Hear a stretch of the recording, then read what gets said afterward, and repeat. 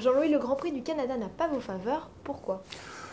Parce que j'aime les grands circuits qui disent quelque chose. Spa-Francorchamps, Suzuka, Monaco, Monza pour la vitesse.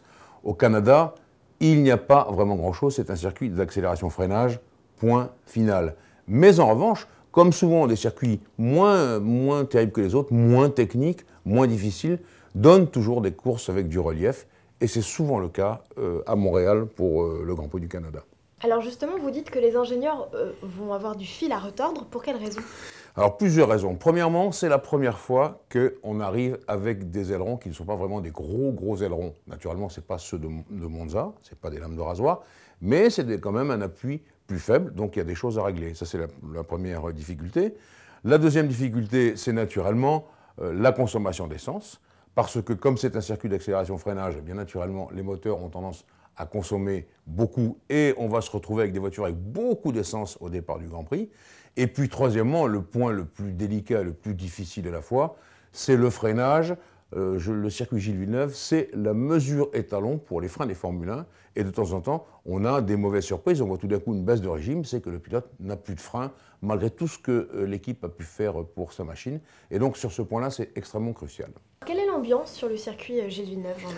Ça, c'est la meilleure des choses. Parce que finalement, le circuit, il est à 2 km de la ville, du centre de Montréal, même pas de la banlieue, du centre de Montréal, sur une île qui s'appelle l'île Notre-Dame. On peut y venir en métro, on peut y venir en voiture. Et les Canadiens, c'est la grande fête pour eux parce que le beau temps commence à arriver. Il faut se rappeler, je dis ça en schématisant, en riant, qu'ils viennent de passer un hiver sous terre, les Canadiens, parce que quand même l'hiver au Québec est très rude. Donc tout le monde s'amuse, c'est une sorte de fête, il y a une ambiance terrible dans les rues de Montréal. Le Grand Prix est très bien accueilli, c'est pour ça que l'ambiance est l'une des plus belles de tout le calendrier de la Formule 1. Les McLaren avaient dominé l'an passé. Jean-Louis, est-ce que vous pensez qu'elles ont les clés pour réussir cette année un nouvel exploit? Elles l'ont, les McLaren, elles ont ces clés pour réussir. Étant donné que, je le répète, c'est un circuit d'accélération-freinage, la grande qualité majeure des Red Bull Renault, à savoir la tenue de route, l'adhérence, n'est pas vraiment primordiale comme elle peut l'être sur des circuits, comme je dis techniques, comme Monaco ou Suzuka, ou bien, je le répète, Francorchamps.